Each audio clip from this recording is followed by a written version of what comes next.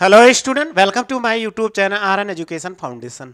हम आपको इसके पहले 2 लेसन आपको पढ़ा चुके हैं, अच्छे से आपने समझ चुके हैं, यानी बहुपद और संख्या पद्धति ये आप अच्छे से समझ भी चुके हो, उसमें आपको कोई प्रॉब्लम नहीं होगी।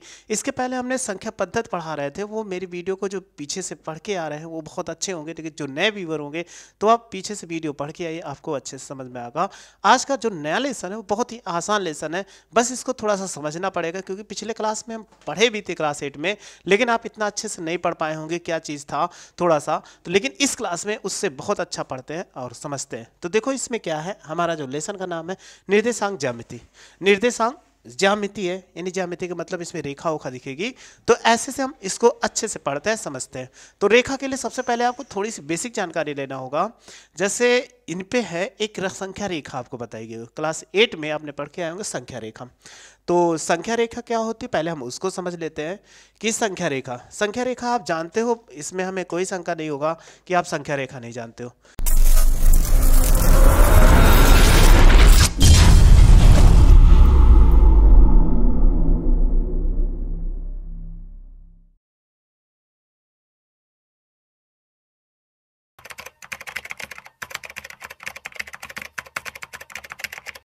संख्या रेखा जैसे एक रेखा खींच दी, तो यही को क्या बोलते हैं, हम संख्या रेखा बोलते हैं। इसमें देखो ऐसे हो जाए इस तरफ और इस तरफ, ऐसे आपको मिल जाए तो तीर हमने लगा दे। अब आप देखते हो अगर बीच में एक रेखा यहाँ पे 0 मान ले, और संख्या रेखा पर रियल नंबर, सभी हमने पीछे बताया था कि संख्या रेखा पर हमेशा रियल नंबर्स आते हैं।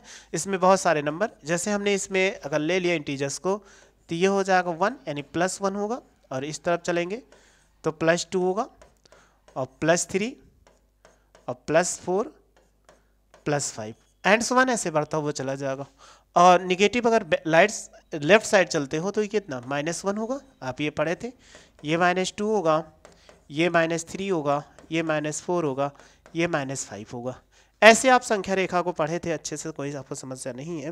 बस निर्देशांक ज्यामिति में संख्या रेखा की हमें काम है, लेकिन ऐसे नहीं है कि संख्या रेखा पे ऐसे डायरेक्ट ऐसे ही है, बस थोड़ा सा डिफरेंट है। तो आइए जो नीचे लिखा हो उसको हम पढ़ते हैं और समझ लेते हैं। बहुत ज़्यादा टाइम नहीं लेंगे, बस आपको जो मेन बात है वो समझाते हैं। तो देखो आप एक ग्लोब, आपने फिजिक्स तो उसमें यानी भूगोल तो पढ़ा ही होगा, इसमें कोई समस्या नहीं होगी। ग्लोब में आप देखे होंगे 2 रेखाएं दिखती है।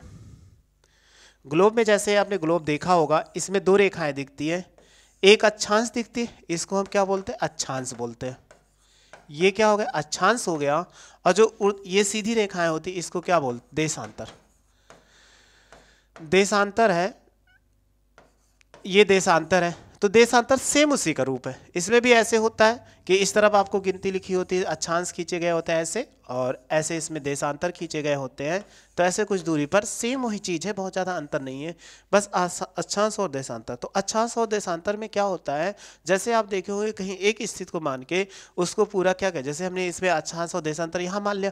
अब किसी स्थिति का निर्धारण, अब यहाँ पर इधर जैसे मान लीजिए अगर भारत है, इस ग्लोब में दिखाया गया है, तो आप क्या करोगे, भारत जैसे यहाँ पे बता दिए जाए, तो ये आप क्या कहोगे, यहाँ पे भारत की स्थिति है, तो उसकी स्थिति यानी निर्देशांक के द्वारा हम क्या करते हैं, उसकी स्थिति का निर्धारण करते हैं।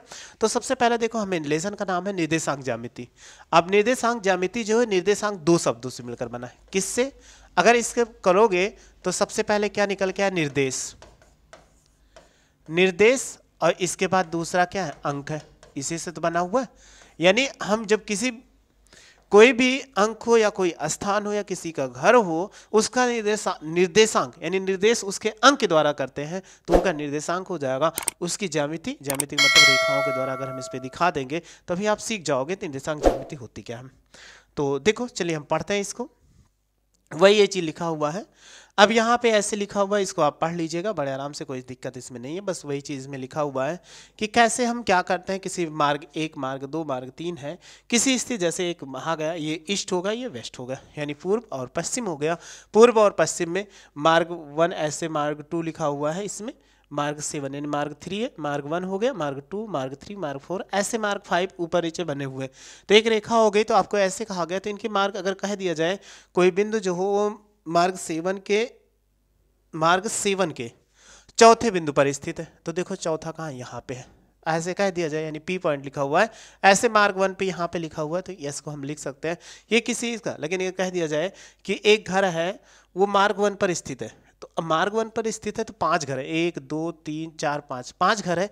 अब आप कौन सा घर पता लगाओगे कि नहीं पता चलेगा। जैसे हमने कहा कि आप चले जाइए इस रेखा पर, ऐसे जा रहे हो तो ऐसे आपने यहाँ से निकले या इधर से ईस्ट से या वेस्ट है, ऐसे आप जा रहे थे, तो हमने ये कहा कि ऐसे राइट साइड जाते समय आप मार्ग 2 पे चले जाइए, उसी में एक घर आपका पता था। जैसे आप जाते हो अपने रिश्तेदार या कहीं भी जाते हो किसी व्यक्ति दोस्त के घर, तो पूछते हो किसी व्यक्ति, वो कह दे ऐसे सीधे रास्ते पे चले जाए, यानी जाओगे राइट साइड में, जैसे हम गए सीधा ऐसे चले जाओ, इसके बाद ऐसे लेफ्ट मुड़ जाओ, लेफ्ट मुड़ जाए, इसी सीध में इसका घर है, यानी सीध उसी सीध में इसी रोड पर इसका घर है, तो पहचान पाओगे? कहोगे नहीं, क्योंकि मार्ग 1 मार्ग 2 मार्ग 3 लिखा होता है, लेकिन हमने पहला ही कर दिया, पहला मार्ग हो गया। जब पहला मार्ग जैसे हमने कहा ऐसे 2 3 4, तो मार्ग 1 इसको 2 और 3, ये तीसरा मार्ग है लेफ्ट साइड में, तो पहला मार्ग अपने मुड़ गए, इसी मोड़ पे क्या इसका घर है, तो आप ढूंढते रह जाओगे, कहीं नहीं मिलेगा, क्योंकि इसमें कई घर है ना, ऐसे कई घर हैं तो आप नहीं ढूंढ पाओगे। लेकिन एक चीज हमने कहा कि ऐसे जाइए पहले मार्ग पर, तीसरा नंबर जो है वो उसका व्यक्ति का घर है, तो तीसरा नंबर कौन सा? 1 हो गया, 2 हो गया, 3 हो गया। सेम वही चीज इसमें लिखा हुआ है। अगर हमने कहा मार्ग 3 पर एक व्यक्ति जो आपका दोस्त था वो चौथे बिंदु पर है, हो गया। फिर हमने कहा कि छठवें मार्ग पर, तो छठवां मार्ग ढूंढो का, आप चाहे इधर से आ रहे हो चाहे इधर से, तो ये मार्ग जा रहा था, तो इसमें छठवें मार्ग पे अगर कहा 5वें बिंदु पर आपके दोस्त का घर है, तो आपको आसानी से ढूंढने में आसान होगा। तो यही हम क्या करते हैं, किसी बिंदु का जो होता है, यानी किसी मकान या किसी स्थिति का निर्धारण करने के लिए निर्देशांक ज्यामिति का हम प्रयोग करते हैं। अब आगे पढ़ते हैं, इसमें बहुत ज़्यादा है नहीं, ठीक। देखो ये भी लिखा हुआ है, सेम वही चीज़ कह रहा है कि एक कागज़ सीट ले लीजिए, कागज़ सीट पे 2 बिंदुओं की स्थिति को दर्शाना है, सेम वैसे ही प्रकार का, तो इसमें भी विशेष कोई वैसी बात नहीं। अब एक क्रियाकलाप पढ़ो, क्रियाकलाप पढ़ते हैं, क्रियाकलाप में बहुत अच्छे से आपको समझ में आ जाएगा, क्योंकि ये पूरा बना हुआ है, इसमें आसानी से समझ सकते हैं। कह रहा है सभी मेजों को एक सन बढ़ा देता है थोड़ा सा, फिर आगे पढ़ते हैं। कह रहा है सभी मेजों को एक साथ खींचकर अपनी कक्षा में बैठने की एक योजना बनाइए, यानी सभी मेजों को एक साथ खींचकर अपनी कक्षा में बैठने की योजना बनाइए। प्रत्येक मेज को एक वर्ग के रूप में निरूपित कीजिए। प्रत्येक वर्ग उस विद्यार्थी का नाम लिखिए जिस पर वह बैठना चाहता है और जिसे वह वर्ग निरूपित करता है। कक्षा में प्रत्येक विद्यार्थी की स्थिति का ठीक ठीक निर्धारण निम्नलिखित 2 सूचनाओं से किया जा सकता है।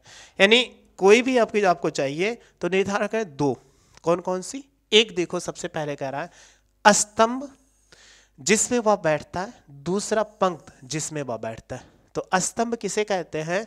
अगर आपको ये मिल जाए ऐसे क्षैतिज रेखा, तो इसको क्या बोलते हैं? स्तंभ बोलते हैं, ठीक। और दूसरी ऐसे आपको खड़ी रेखा मिल जाए तो इसको हम बोलते हैं पंक्ति बोलते हैं। क्या बोलते हैं? पंक्ति। इसको हम क्या बोलते हैं? पंक्ति बोलते हैं। तो खड़ी रेखा आपको मिलेगी पंक्ति। तो किसी भी व्यक्ति का, अगर किसी भी स्टूडेंट का निर्धारण करने के 2 व्यक्ति चाहिए इसमें डाटा, एक स्तंभ चाहिए और दूसरा पंक्ति चाहिए। तो दूसरा पंक्ति के लिए जैसे आपको कहा गया, एक इसमें दिया है कि उस मेज पर बैठने के लिए 5वें स्तंभ और तीसरी पंक्ति में है। 5वें स्तंभ और तीसरी पंक्ति में है। 5वां स्तंभ आपको ढूंढना पड़ेगा, तीसरी पंक्ति है जिसे 3.3 में छायांकित करने एक वर्ग बनाया गया। चलिए, कह रहा है 5वां स्तंभ और तीसरी पंक्ति। कहाँ है 5वां स्तंभ? अभी हमने कहा जब इस साइड चलोगे तो ये क्या स्तंभ है। तो 5वां 1 2 3 4 और 5, ये हो गया 5वां स्तंभ। आपने देखा कि ना 1 2 3 4 5, ये हो गया। तो 5वां स्तंभ ये हो गया। इसके बाद 5वां, फिर कह रहा तीसरी पंक्ति। तो तीसरी पंक्ति 1 2 3, ये तीसरी पंक्ति। तो यही आपका जो दिया गया इसमें गोले में, ये क्या है 5वें में। देखो ये 5वां होगा, ये तीसरा होगा। तो ये चीज दिखाया गया कि एक व्यक्ति का निर्धारण जो किया गया, तो दोनों चीज, जैसे हमने कहा एक व्यक्ति था वो क्या बैठा था 7वें स्तंभ पे, 7वां स्तंभ। तो 7वां स्तंभ ये है और 5वीं पंक्ति में। तो देखो अगर आप देखो इसमें, तो ये कहाँ से ये आ जाएगा और 7वां ये आया, तो यही तो काट किया। तो ये क्या है? इसका निर्धारण है। तो ऐसे 2 बिंदुओं का अगर हमें निर्धारण करने के लिए 2 स्थितियों का चाहिए, एक पंक्ति चाहिए, दूसरा स्तंभ चाहिए। स्तंभ क्या होता है?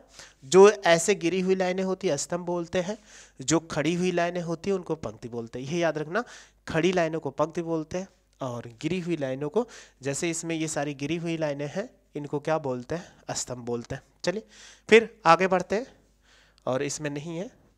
अब एक चीज हमारे लिए बहुत ज्यादा जरूरी है, एक जो यहाँ के गणितज्ञ थे निर्देशांक, इन्हीं का पूरा श्रेय जाता है, इन्होंने ही पूरा मेहनत किया था, जिसके रूप में आज हम पढ़ रहे निर्देशांक ज्यामिति। तो ये कैसे थे, इनका नाम भी आसान सा है, याद कर लेना, रेने देकार्ते। देखो लिखा हुआ रेने देकार्ते, इन्हीं ये थे। तो इन्होंने ही क्या किया था, आपको जो आप विकसित रूप में आज पढ़ रहे हो, तो इन्हीं की देन है रेने देकार्ते। रेने देकार्ते ने निर्देशांक ज्यामिति की खोज की, इन्होंने ही पूरा वर्णन किया इसका। तो इनका नाम है, अगर पूछा जाए कि किसके द्वारा हम पढ़ते हैं, यानी किन्होंने किया था इसका खोज, तो या किन्होंने इसका विस्तार में बताया, तो रेने देकार्ते। तो रेने देकार्ते ने क्या कहा था कि इसमें निर्देशांक ज्यामिति, कोऑर्डिनेट ज्योमेट्री बोलते हैं इंग्लिश में इसको, कोऑर्डिनेट ज्योमेट्री। तो ये कोऑर्डिनेट ज्योमेट्री है जो हमें आसानी से पढ़ना है और समझना है। अब ये कैसे इन्होंने कल्पना कर ली, कैसे खोज कर लिया, उन्होंने एक छोटा सा समरी लिखा हुआ है या छोटी सी कहानी इन्होंने लिखा है, तो उसको हम पढ़ लेते हैं और समझ लेते हैं। लिखा हुआ है, कुछ लोग प्रातःकाल बिस्तर पर लेटे रहना पसंद करते हैं, जैसे आप भी होंगे, ये कन्फर्म है कि आप भी होंगे, तो प्रातःकाल बिस्तर पर लेटे रहना पसंद करते। यही आदत 17वीं शताब्दी के एक महान फ्रांसीसी गणितज्ञ रेने देकार्ते की थी। मतलब बिस्तर पे कुछ लोग सुबह उठने के बजाय उठ तो जाते हैं 5 बजे, लेकिन उठेंगे बिस्तर पर से 7 बजे, तो 5 बजे उठने के बाद बिस्तर पर ऐसे पड़े रहते। तो रेने देकार्ते थे, ये भी क्या करते थे, ऐसे बिस्तर, परंतु वह आलसी व्यक्ति नहीं थे, ये कहा गया आलसी नहीं थे, बस वो कहते या वह समझता था कि बिस्तर पर पड़े पड़े ही अधिक चिंतन किया जा सकता था।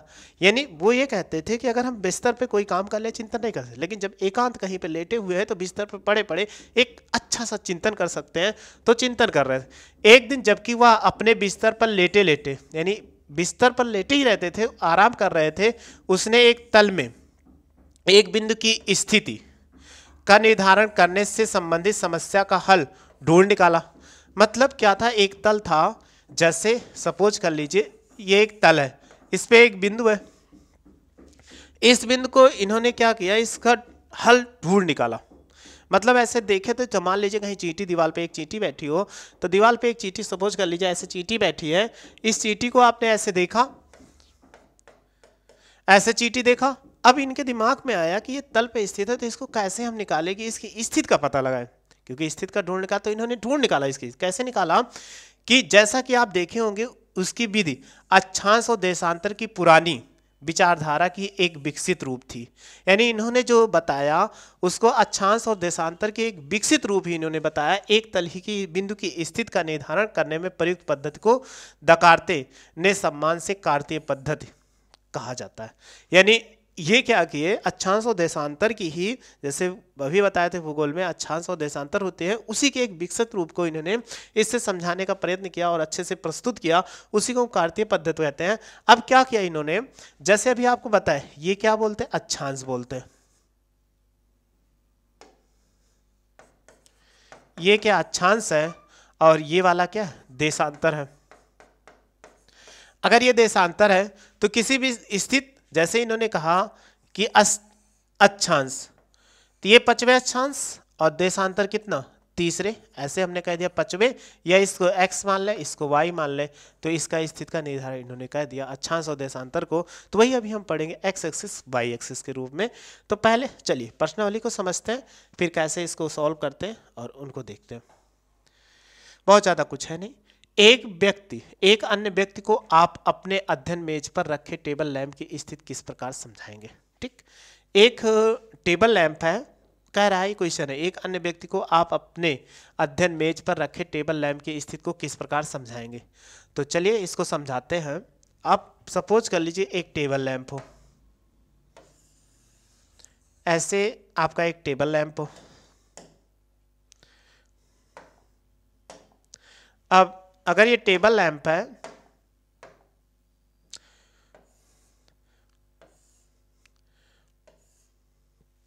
ऐसे टेबल लैंप रखा हुआ है, तो टेबल लैंप का मतलब जहां पे आप पढ़ते हो वो टेबल लैंप हो गया। एक लैंप इस पे रख दिया जाए, लैंप का मतलब इसमें हमने ऐसे एक लैंप रख दिया,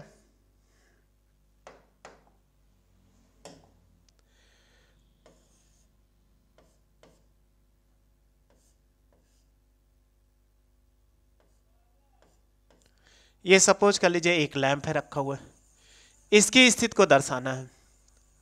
तो आप यहां पर क्या, ये आपकी स्थिति है, यहां पर क्या बैठे हुए व्यक्ति की स्थिति है, मतलब हमारी स्थिति। अगर हम कहें तो ये क्या होगी, आपको स्टूडेंट हमारी स्थिति है, हम यहां पर बैठे हैं, स्थिति है।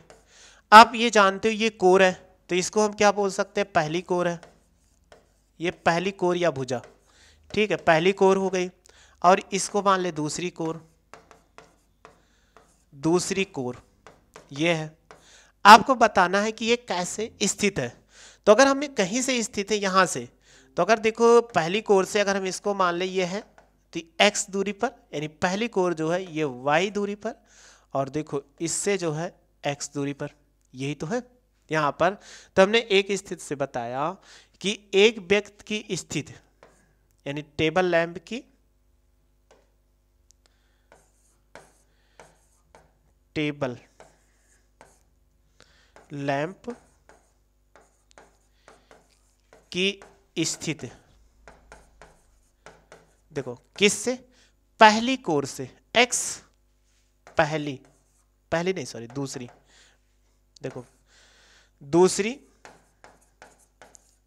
कोर से x दूरी, और फिर ये देखो पहली कोर है इससे कितना y दूरी पे, और फिर दूसरी बात क्या, जैसे ये यहाँ पे x लिख सकते हो, ये x हो जाएगा तो इधर x आ गया, और इधर भी तो y हो जाएगा क्योंकि ये वर्ग बन जाता है। तो और पहली कोर से कितना, पहली कोर से यहां से दूरी कितना x, ये y है, दूरी नहीं मालूम है इसलिए x दूरी पर स्थित है, पर स्थिति है, स्थित है। अतः आप ऐसे भी लिख सकते हो कि इनको जब लिखना तो पहली यानी इस भुजा से x दूरी पर, तो अगर इस पे लिख रहे हो तो x पहले लिखा जाएगा, y बाद में हो जाएगा। तो बस ये हमारा क्या हो जाएगा, पहले क्वेश्चन का आंसर हो जाएगा। तो ये चीज़ हमें कह रहा था, तो देखो आसानी से हमने बना लिया, आपको कोई समस्या नहीं होगी। तो आप इसका स्क्रीनशॉट ले लो, ले लिए होंगे स्क्रीनशॉट।